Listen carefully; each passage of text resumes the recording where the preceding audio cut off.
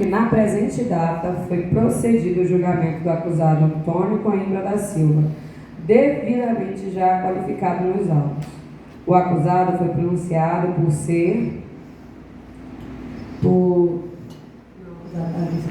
julgado pela conduta tipificada no artigo 121, parágrafo 2º, incisos 1º e 4º do Código Penal. A acusação pugnou pelo reconhecimento do crime de homicídio qualificado mediante paga ou promessa de recompensa ou por motivo torpe, além de agir a traição de emboscada ou mediante dissimulação ou outro recurso que dificulte ou torne impossível a defesa do ofendido. Condutas tipificadas no artigo 121, parágrafo 2º, incisos 1º e 4º do Código Penal. A defesa do réu pugnou pela negativa da autoria, requerendo sua, portanto, absolvição. Como pedido subsidiário, solicitou afastamento das qualificadoras. O acusado foi pronunciado para ser julgado pela conduta tipificada no artigo 121, parágrafo 2º, incisos 1º e 4º do Código Penal. Encerrados os debates, esvaziado o plenário, foram respondidos os quesitos formulados pelo magistrado com o seguinte resultado: entendeu o Conselho de Sentença pela não absolvição do acusado em relação ao homicídio que vitimou a senhora Marielle Conceição Barbosa da Silva, por falta de indícios suficientes de autoria. O Conselho de Sentença reconheceu qualificadoras por motivo torpe ou fútil e da utilização de recursos que impossibilitaram a defesa da vítima, posto que foi provada a autoria do acusado. Atenta à decisão proferida pelo Conselho de Sentença, julgo totalmente procedente a pretensão punitiva estatal e, em consequência, condeno o réu Antônio Coimbra da Silva, devidamente já qualificado nos autos, nas penas combinadas no artigo 121, parágrafo 2º, incisos 1º e 4º. Analisando as circunstâncias judiciais do artigo 59, temos: a culpabilidade é alta, ou seja, repudia-se socialmente a conduta de atentar fisicamente contra alguém por motivo torpe e de maneira cruel, de forma a reduzir suas chances de defesa. Não constam antecedentes criminais. A personalidade do agente e sua conduta não restaram claras nos autos, não podendo ser ponderadas como elementos negativos. O motivo do crime se fixou claro nos autos processuais. As circunstâncias do cometimento do crime pesam severamente contra o acusado, constando que na calada da noite ele fechou o carro da vítima e disparou contra ela, sem que a mesma tivesse chance de defesa.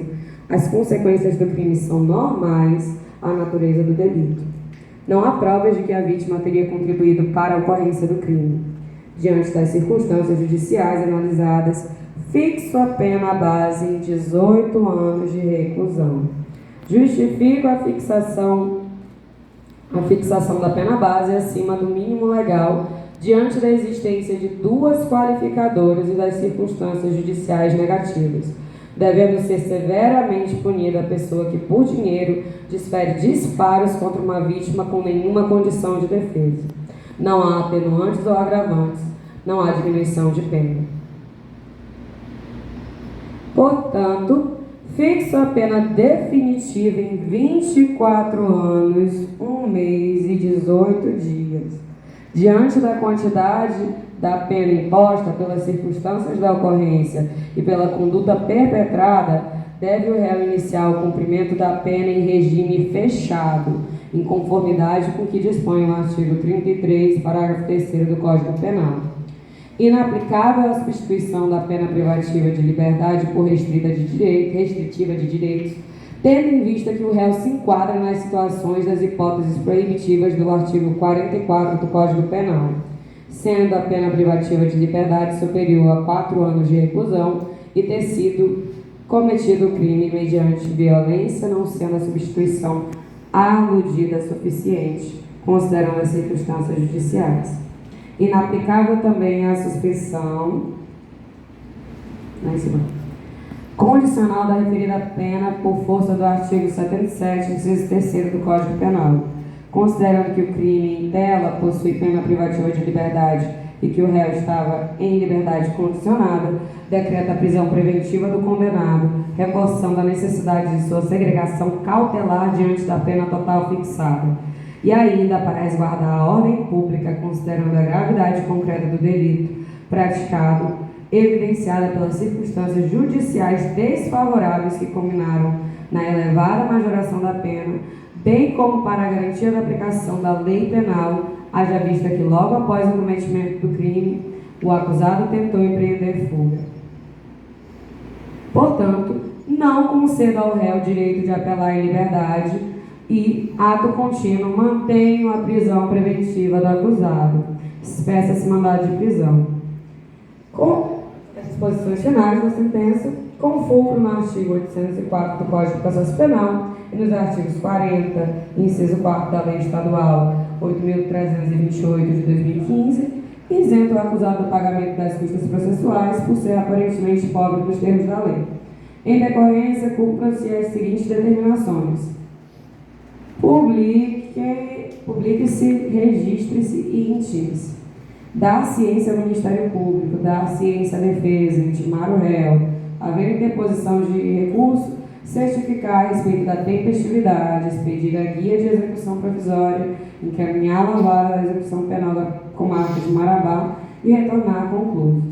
Ocorrendo o trânsito e julgado da sentença, adotar as seguintes providências. Informar por meio do Infodip ao Tribunal Regional Eleitoral para fins do artigo 15, inciso 3º da Constituição da República, expedir via de execução definitiva do acusado, encaminhado à vara de execução penal da comarca de Marabá. Registre-se e arquive-se. Então, esta foi a sentença. E acredito que, assim, o nosso réu é condenado. Cadê o policial, galera?